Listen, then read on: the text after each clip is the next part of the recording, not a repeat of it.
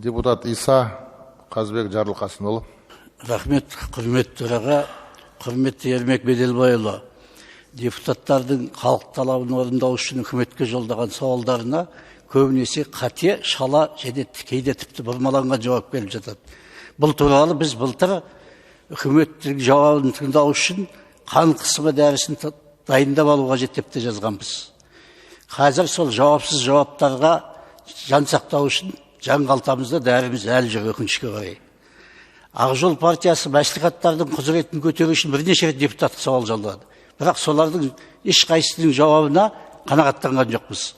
Үкімет, мәслихат депутаттары таратылған жағдайда 3 айдай жәрдемақы төлеу нормасы ұсынылады дейді.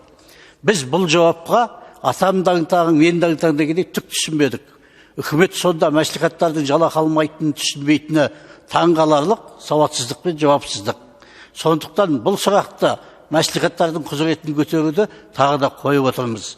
Екінші сұрақ еңбек министрлігіне қатысты. Атышулы ата жолы картасына ие болғандар қандастардан айырмашылығы, олар Қазақстан азаматтарына тиісті құқықтарға ие болып, Қазақстан азаматтығын ойлатқан тәртіппен алу тиіс еді.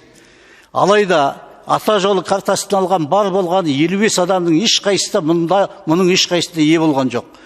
Өйткені ата жолы картасы заңдық негізі жоқ, түкке жарамайтын болып шықты. Сонда еңбек министрлігінің алақайлаған ата жолы картасы алдау жолы болып шықты. Біз атамекенін аңсаған шетелдегі миллиондаған қазақтарды осындай түрлі кедергілермен қашанғы тосқауыл қойып жүрміз. Тоқтату керек оны. Қандастарды қашан біз құшақ жайып қарсы аламыз. Жақсы. Рахмет. Ермек Беделбайұлы, сізге сұрақ.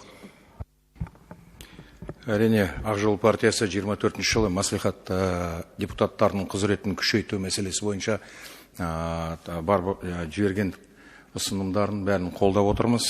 Үкімет тарапынан жергілікті бюджетті бақылау, оны нақтылау, жәрдемақы төлеу сияқты біраз түзетулер қолдау жағымыздан тапты. Үкімет өз қорытындысын бердік. Біз қосымша ұсыныстар болса, оларды алдағы мәжілістегі жұмыс топтарында бірге қарауға дайын болып отырмыз. Жауаптар бойынша, егер ол жауаптар қазір өзіңіз айтып отырсыз, нақты жауап болмаған, бірақ мен ойлап отырмын, мына сіздің ұсыныстарыңызды қолдағаннан кейін, ол да бір жағынан жауап. Егер кейбір мәселелер түсінбей алсаңыз, онда біз келіп бірге сол мәселелерді талқылайық. Сол кезде нақты жауапты береміз. Ойлап отырмын, сол бір келісімге келеміз деп. Рахмет.